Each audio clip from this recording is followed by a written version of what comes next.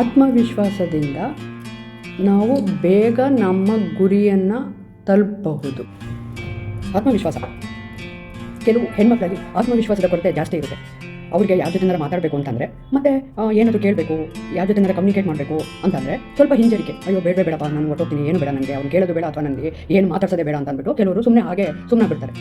ಏನಕ್ಕೆ ಈ self confidence ಅಥವಾ ಆತ್ಮವಿಶ್ವಾಸ ಇರಲ್ಲ? ಯಾಕೆ ಅಂತಂದರೆ ಕೆಲವರು ಬೆಳೆದು ಬಂದ ಪರಿಸರ ಆಗಿರುತ್ತೆ, ಮತ್ತು ಅವ್ರ ಮನೆ ವಾತಾವರಣವೂ ಒಂದೊಂದ್ಸಲಿ ಅದಕ್ಕೆ ಪುಷ್ಟಿ ಕೊಡುತ್ತೆ ಅಂತ ಹೇಳ್ಬೋದು.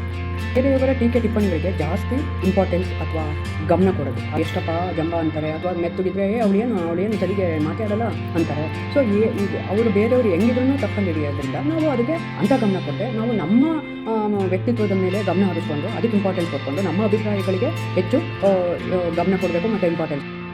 ಬೇರೆಯವ್ರ ಜೊತೆ ಆಮೇಲೆ ಇನ್ನೊಂದೇನು ಅಂದರೆ ಆತ್ಮವಿಶ್ವಾಸ ಕುಗ್ಗೋದಕ್ಕೆ ಇನ್ನೊಂದೇನು ಕಾರಣ, ಬೇರೆಯವ್ರ ಜೊತೆ ನಮ್ಮನ್ನು ನಾವು ಕಂಪೇರ್ ಮಾಡ್ಕೊಂಡು ಅವರು ಹಂಗೆ ಮಾತಾಡ್ತಾರೆ, ಅಥವಾ ಅವ್ರಿಗೆ ಅಷ್ಟಿದೆ ಇಷ್ಟಿದೆ, ಅವ್ರ ಆಸ್ತಿ ಅಂತಷ್ಟು ಅಷ್ಟಿದೆ, ಅಥವಾ ಅವ್ರ ವ್ಯಕ್ತಿತ್ವನೇ ಒಂಥರ ಇರುತ್ತೆ. ನಾವು ಅದನ್ನು ನಮ್ಮ ವ್ಯಕ್ತಿತ್ವಕ್ಕೆ ಕಂಪೇರ್ ಮಾಡ್ಕೊಳ್ಳೋದಲ್ಲ, ಬೇರೆಯವ್ರಿಗೆ ಕಂಪೇರ್ ಮಾಡಿಕೊಂಡು ನಾವು ನಮ್ಮ ವ್ಯಕ್ತಿತ್ವವನ್ನು ಚೇಂಜ್ ಮಾಡ್ಕೊಳ್ಳೋ ಟ್ರೈ ಮಾಡ್ತಾ ಇದ್ದರೆ ಅದು ನಮ್ಮ ಆತ್ಮವಿಶ್ವಾಸವನ್ನು ಕುಗ್ಗಿಸುತ್ತೆ. ಬೇರೆಯವರಿಗೆ ಕಂಪೇರ್ ಮಾಡ್ಕೊಳ್ಳೋದನ್ನು ಫಸ್ಟ್ ನಾವು ನಿಲ್ಲಿಸ್ತೇವೆ.